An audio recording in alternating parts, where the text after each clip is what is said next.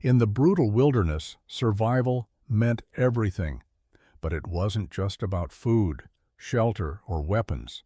For one settler, it was the ability to preserve life-sustaining bacon in the harshest of winters. A simple underground smokehouse, dismissed by many as useless, would become a legacy that proved its worth far beyond anyone's imagination. But for the man who built it, the journey to prove it started with failure and ended with a revolution. Before we dive in, let us know where you're tuning in from. If stories like this ignite your spirit, hit that subscribe button, because next week we'll uncover even more astonishing feats of ingenuity from the wild frontier. The wind howled through the pine trees, carrying with it the biting chill of an early winter.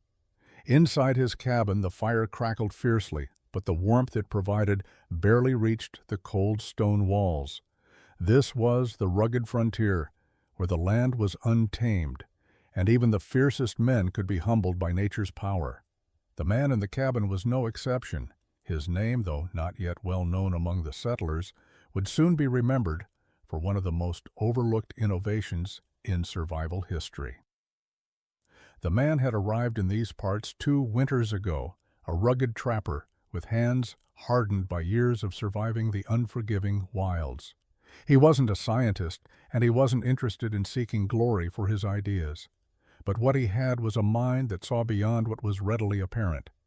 As he sat near the fire, he reviewed his plan for the smokehouse one last time, his weathered face illuminated by the orange glow of the flames. Most settlers thought he was wasting time. The idea of building an underground smokehouse seemed like an impractical endeavor, especially in such frigid conditions. Why not just dry the meat in the open air or build a simple smokehouse above ground? But he wasn't interested in what most settlers thought. He was interested in survival. His cabin was small, rough-hewn logs forming the skeleton of the structure. The walls had small cracks where cold winds seeped through, and the floor was unevenly covered by a rug he'd made from bear hide. He'd already had to endure one particularly harsh winter, and though he managed to keep himself fed, he struggled with keeping his provisions from spoiling. The cold winter months in the wilderness made it difficult to preserve food for long periods. Most of his bacon had spoiled within a matter of weeks, and he knew he couldn't afford to repeat this mistake again. So he set about creating something different, something hidden and insulated from the cruel winter elements.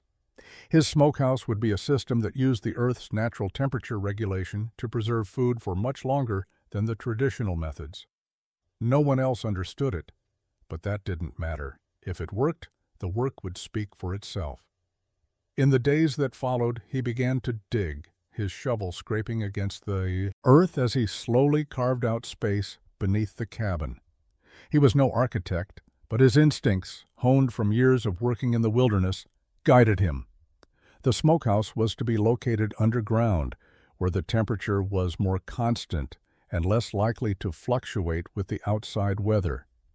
He built it with simple materials: stone, wood, and the knowledge that survival came not from strength alone, but from understanding the land. Winter arrived with a vengeance, blanketing the land in layers of snow and sub-zero temperatures. The man spent days preparing for the hardest months ahead, stacking wood for the fire, gathering pelts, and rationing his supplies. But there was one thing he hadn't fully accounted for: the survival of his food. Bacon was a luxury, one that he had relied on the previous year. But this time, he couldn't afford failure. The underground smokehouse was finished, a humble structure built with simple stone walls and a carefully constructed chimney that led the smoke into the open air above. He placed slabs of bacon inside, hanging them from wooden racks. The air inside the smokehouse was cold, but it was a constant cold, a temperature regulated by the earth itself, unlike the fluctuating temperatures outside. The man had high hopes for the smokehouse, but even he couldn't be certain it would work. Days turned into weeks. He worked the land, hunting and trapping, and checked the smokehouse each night.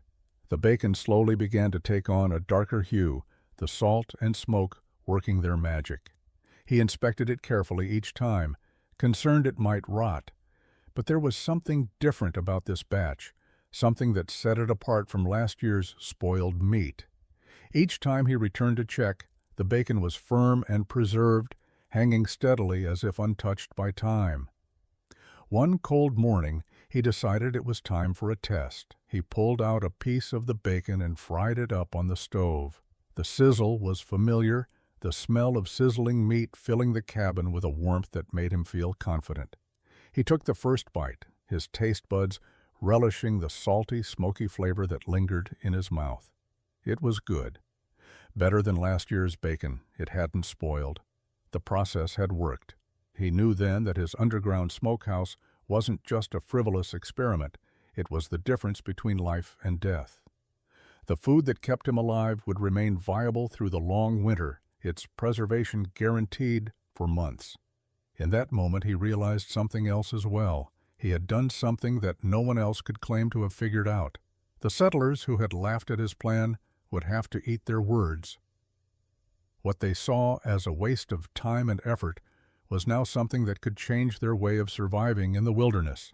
His bacon would last for 11 months, and from this day forward, the name of the settler would be remembered, not as a man who built a simple smokehouse, but as the man who changed the way survival was understood on the frontier. As the months passed, the frigid air of winter began to take its toll on the land. The snow, once fresh and pristine, now lay thick and frozen, covering the landscape like a heavy quilt. Despite the cold, the settler felt a warmth unlike any he'd known before. His smokehouse had worked, and it had worked well. It wasn't just the bacon that had remained intact, but also his sense of pride in having found a way to make his provisions last when the world outside seemed determined to break him. It wasn't long before word of his success spread throughout the small frontier community. At first it was just whispers among a few locals, skeptical yet curious about the new method of preserving food. Most of the settlers, like the man himself, had learned the hard way that the wilderness didn't forgive mistakes. The harsh winters could wipe out entire stores of food if not preserved properly. They weren't quick to adopt new ideas without proof, especially in a place where life was as precarious as it was hard-earned. But as the weeks went on, the man's success could no longer be ignored. Settlers began to make the journey to his cabin, looking for the secret to his preserved bacon. They arrived on horseback, their faces weathered and tired from the long trek through the snow. The man greeted them with quiet humility, as he had no intention of boasting. He simply offered his solution, explaining the careful method behind the underground smokehouse with a sense of quiet pride. At first, the settlers were cautious, not sure if they could replicate what the man had done. Some were downright dismissive, unwilling to believe that such a simple method could have the power to transform their own way of life. But the man's results were undeniable. They tasted the bacon he offered, and they saw that it was as fresh and flavorful as if it had been made just days ago. Among those who came to his cabin, one man was particularly interested in the technique. His name was Thomas, a fur trapper who had spent the last several years in the wilderness, always struggling to preserve his food. He had heard rumors of the man's smokehouse and decided to visit, hoping for a solution to his own problem. After seeing the underground smokehouse for himself and tasting the preserved bacon, Thomas asked the settler if he could learn the method and take it back to his own camp. The man, ever humble, agreed without hesitation. He was not one to hoard knowledge, especially when it had the potential to save lives. Over the following days, Thomas stayed at the man's cabin, learning the method of creating the smokehouse, watching as the settler dug trenches in the cold earth and carefully arranged stones and wood. The man's hands, though calloused from years of hard work, moved with precision as he demonstrated the technique. Each step was intentional, nothing left to chance. By the time Thomas was ready to leave, he had not only learned how to build the underground smokehouse, but also understood the importance of patience and precision when it came to survival in the wilderness. He left with the knowledge he needed to replicate the method and promised to share it with other trappers and settlers in the region. As he rode away, the man watched him go, knowing that his small innovation would change the lives of many. What had once been a simple idea born out of necessity was now becoming a new frontier tradition, a way to survive not just the winter, but the unforgiving wilderness that ruled their lives. The first winter, after the underground smokehouse had been built, was one of the harshest the region had seen in years. The snow piled up in thick layers, and the biting cold seemed to permeate every crack and crevice of the land. Yet inside the settler's cabin, there was a quiet assurance. His bacon was safe, hanging in the smokehouse, untouched by the outside world. The fire in the hearth kept the chill at bay, but the true warmth came from the knowledge that he had found a way to preserve life through the cruelest months. But as the days dragged on, the settler began to notice something else. Other settlers were starting to adopt his method. His small community, once skeptical of his smokehouse, had slowly begun to see the value of his innovation. Word had spread beyond the local area, and soon men from distant parts of the frontier were arriving to learn how to build their own smokehouses. He had never intended for his idea to become widespread. For him, it had been a matter of necessity. Surviving the winter meant finding a way to preserve food. But as more settlers arrived, eager to learn, the reality of his success began to sink in. His small smokehouse had become a symbol of resilience and ingenuity. One evening, a group of men from a neighboring settlement arrived at the cabin, their horses tired from the long ride. They were rough-looking men, their faces weathered from years of survival, and their eyes betrayed a mix of curiosity and skepticism.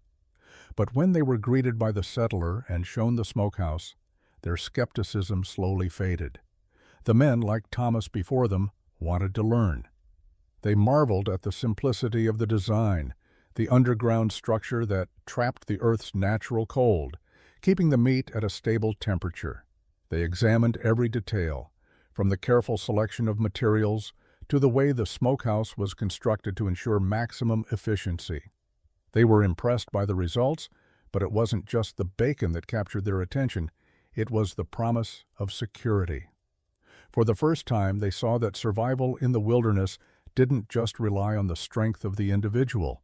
It was about understanding the land and using it to your advantage. Over the next few months, the settler watched as his simple innovation took root in the surrounding areas. Other settlers began to build their own smokehouses, adopting the method with varying degrees of success. But the underlying truth remained. The technique had worked, and it had worked well.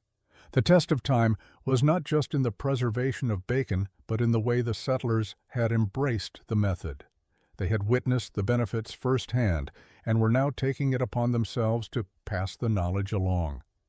What had started as one man's quest for survival had blossomed into a legacy that would impact generations to come.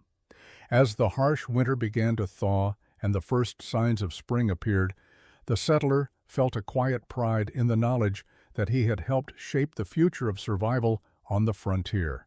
His smokehouse had stood the test of time, preserving food, building community, and leaving behind a legacy that would live on long after the snow had melted.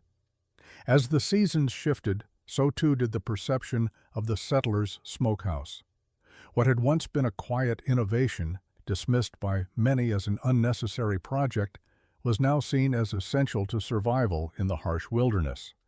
Those who had come to learn his method returned home, eager to replicate it and spread its effectiveness.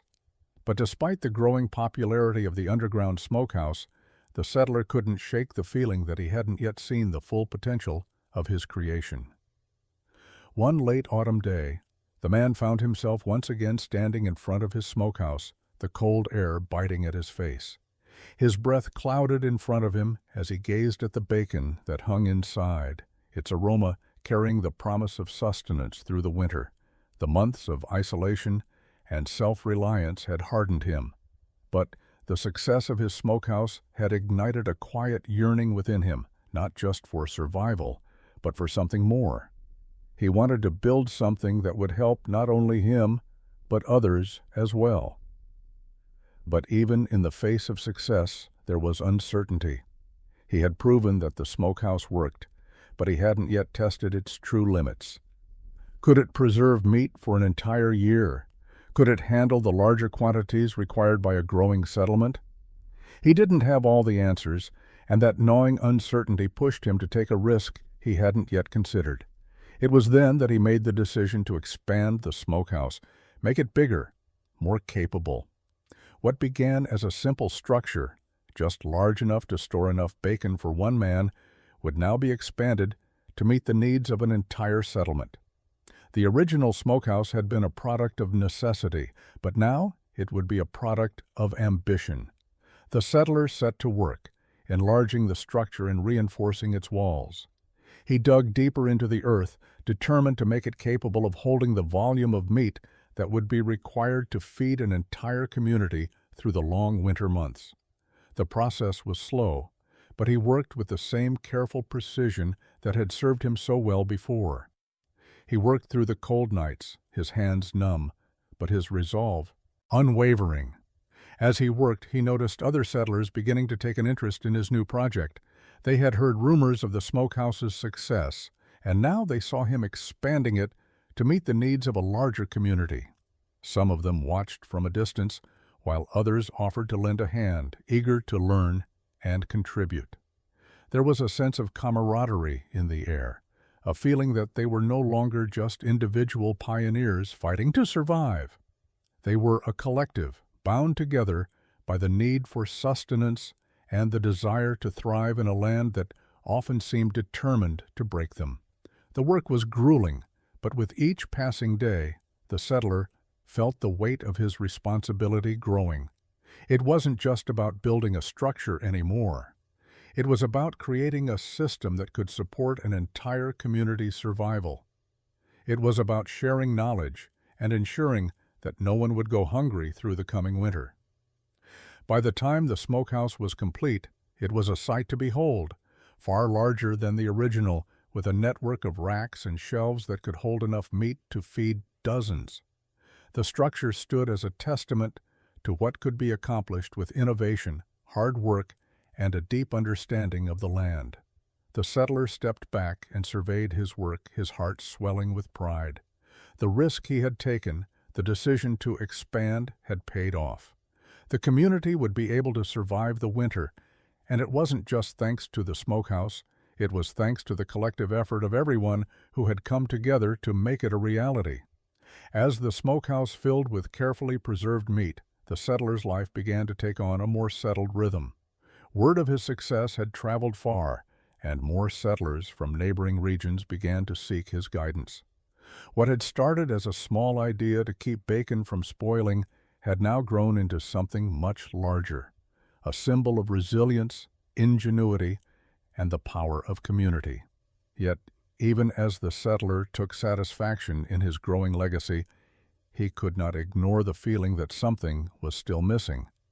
The harsh winter continued its relentless assault on the land, and though the smokehouse provided a measure of security, he knew that survival required more than just ingenuity. It required vigilance. One evening, as the first snows of the season began to fall, the settler was inside his cabin, preparing for the long winter ahead. The fire in the hearth crackled, and the scent of roasting meat filled the air. But as he stirred the pot over the flames, he heard something outside, a soft crunching sound, as if someone was walking through the snow. At first he thought nothing of it. It was likely just a deer or some other creature passing through the trees. But the sound grew louder and closer. The settler paused, listening intently. It wasn't the sound of an animal. It was the unmistakable sound of boots crunching through the snow, the deliberate steps of a human. His hand instinctively went to the rifle resting by the door, his instincts honed by years of living in the wilderness. The frontier was unforgiving, and strangers were not always welcome. He had learned long ago to trust his instincts, and tonight they told him that something was not quite right. He crept to the window, peering out through the frosted glass. In the distance, He saw the figure of a man, tall, dressed in heavy furs, his face obscured by the low-hanging hood of his coat. The man was making his way toward the cabin, his movement slow and cautious, as if he were trying to avoid detection. The settler's heart beat faster. He didn't recognize the man, but he had learned to be wary of anyone who approached his cabin uninvited. He waited for a moment, allowing the figure to come closer, then made a decision. Grabbing his rifle, he stepped outside, the cold air biting at his face.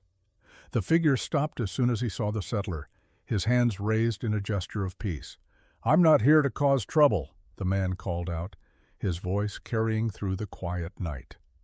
The settler lowered his rifle slightly, but did not put it down.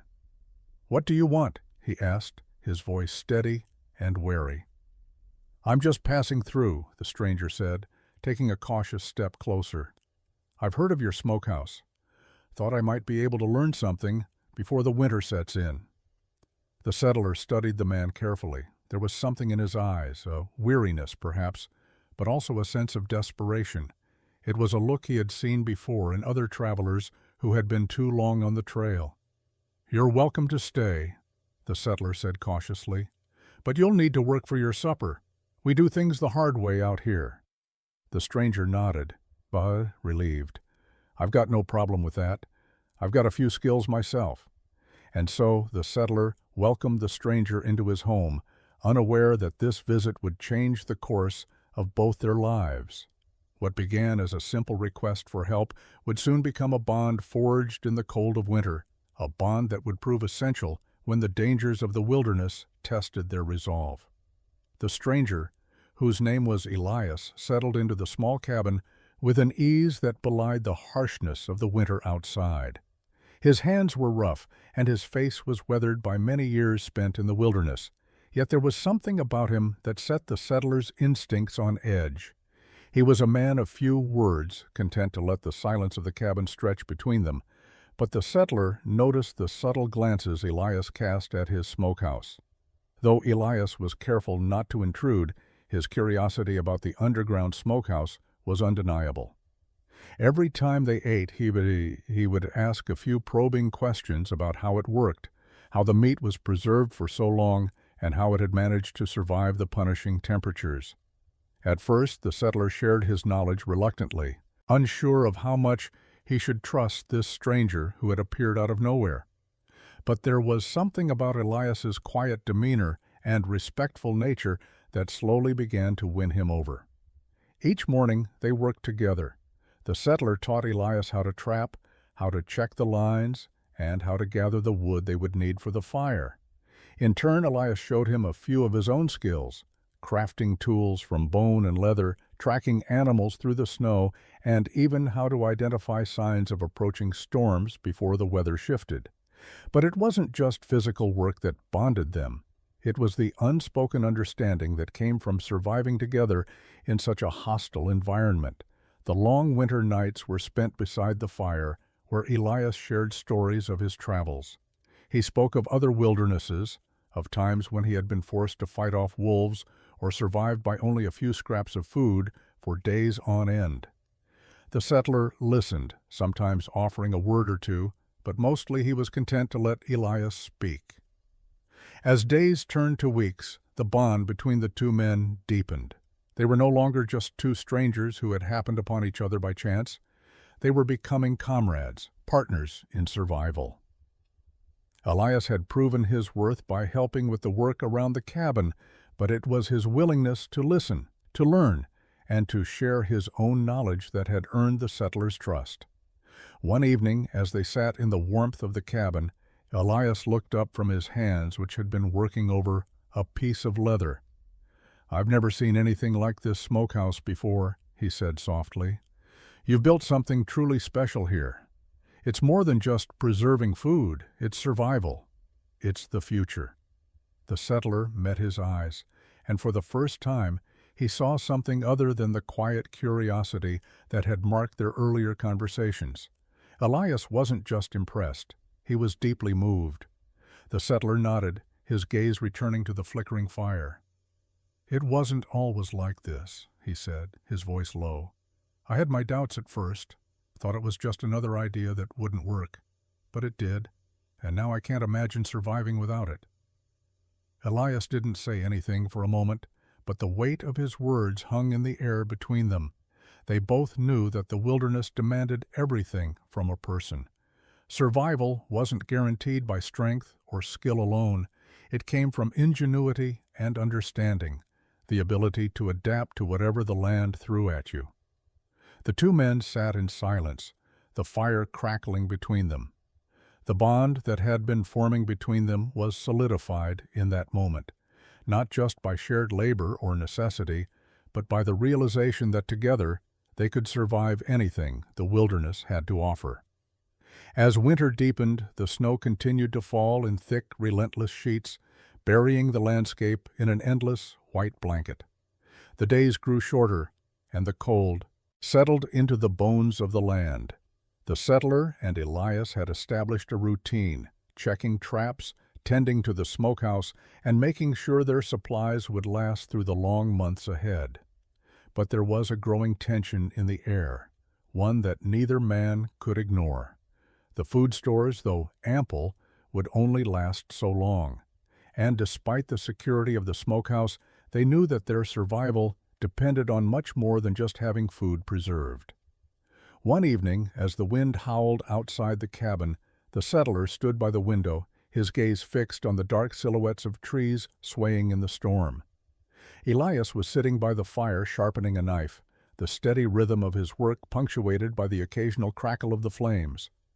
There was an unease in the air, a feeling that something was coming. The settler couldn't put his finger on it, but his instincts had never steered him wrong before. "Something's wrong," he muttered to no one in particular, his voice barely above a whisper. Elias looked up, his brow furrowing slightly. "What do you mean?" The settler didn't answer immediately. He stepped away from the window and began to pace. The storm outside had taken on a fiercer edge, and there was an odd stillness to the air. He knew that this kind of storm wasn't normal. There was a certain weight to it, a heaviness that felt unnatural. "I don't know," the settler finally admitted. "It just doesn't feel right. I've been out there before in storms like this, and this one's different." Elias stood up and moved to the window, standing next to the settler. He gazed out at the swirling snow for a long moment, his sharp eyes scanning the dark horizon. "You think it's something other than just the weather?" Elias asked. The settler nodded. "Could be. I've been around long enough to know when the land is unsettled, we need to be ready for whatever comes. There's no telling what this storm is bringing with it." The two men stood in silence for a few moments, each aware that the wilderness had a way of testing those who dared to call it home. Survival wasn't just about being prepared for the known, it was about being ready for the unexpected. And right now, they didn't know what was coming. But they both understood that when the storm passed, they would need to be ready for anything. As the wind howled louder outside, they gathered their things, rifles, knives, tools, everything they would need to weather whatever was coming. The settler knew that the real test of their survival was yet to come. And as he looked over at Elias, he saw the same quiet determination in the man's eyes that he felt in his own heart. Together, they would face whatever the wilderness had to offer, no matter how fierce the storm or what dangers it might bring. The storm outside had escalated. What began as a heavy snowfall had now turned into a full-blown blizzard, the wind howling so violently against the cabin that it felt as though the walls themselves might give way. The darkness seemed to stretch endlessly, the hours dragging on, as the two men sat by the fire, each lost in their thoughts. The flames flickered, casting erratic shadows on the walls as the crackling logs were consumed by the relentless heat. Elias had remained quiet since the settler first voiced his concerns, though the unease was palpable in his sharp gaze. He sat with his back to the fire, staring at the door as if expecting it to burst open at any moment. The air inside the cabin was thick with the scent of pine wood and cooking meat, yet something about the quiet made the space feel even smaller, as if the walls were closing in. The settler stood up and moved to the window, cautiously peering out through a small gap between the shutters. The whiteout was complete now. nothing visible but a wall of snow and swirling wind. "How long do you think it'll last?" Elias asked, his voice low, almost drowned by the wind outside. The settler didn't respond immediately. His instincts were telling him that this storm wasn't just the usual winter bluster, it felt different, more ominous. He'd survived many storms before, but this one had a strange, unfamiliar edge to it. "I don't know," he said finally, "but we need to be ready for whatever comes. If this doesn't let up soon, we may be trapped here for days." The uncertainty weighed heavily on them both. The settler knew they couldn't afford to let their guard down, not with the food stores dwindling, and no way of knowing if they would have time to hunt if the storm continued. He turned back to the fire, watching the flames dance as they consumed the last of the dry wood. Suddenly, a loud, sharp crack split the air. A sound like the breaking of timber. The settler's heart skipped. A tree had fallen, likely from the force of the storm, and was now blocking the path between the cabin and the smokehouse. He turned to Elias, who was already rising to his feet. "We can't let that block the smokehouse," the settler said, his voice firm. "We'll need to clear it before the snow buries it completely." With no more words spoken, they gathered their coats and tools, preparing to brave the storm outside. The true test of their survival was just beginning. The storm raged on as the two men stepped into the frigid night, their breath clouding in the air. The snow had thickened into a dense blanket, muffling all sound except for the unrelenting wind that screamed through the trees. The path to the smokehouse was barely visible, swallowed up by the blizzard's ferocity. Every step felt like wading through waist-deep snow as they made their way into the night. The settler led the way, moving cautiously, his eyes scanning the horizon for any signs of movement, any hint of danger. Elias followed closely behind, his steps more assured despite the treacherous conditions. Both men had lived in the wilderness long enough to understand the dangers of such storms, knowing that getting lost or trapped in the open could be fatal. As they approached the area where the tree had fallen, the settler spotted the massive trunk blocking their path. It was a thick old pine, its roots ripped from the earth by the force of the wind. The tree had come down in a way that trapped the smokehouse and made access to it nearly impossible without clearing the massive obstruction. The settler didn't hesitate. He immediately unsheathed his axe and began chopping at the thick trunk, his muscles straining with every swing. Elias worked beside him, gathering the fallen branches to create a makeshift path. The cold bit into their exposed skin, but they had no choice but to press on. The bacon inside the smokehouse couldn't wait. It was their lifeline through the winter, and without it, their chances of survival would drop drastically. The wind howled louder, almost as if nature itself was trying to drive them away. But the men worked relentlessly. The crack of the axe splitting through the wood was the only sound that cut through the howling storm. Finally, after what felt like hours, the settler's axe bit deep into the core of the tree, and with a loud groan, the massive trunk shifted.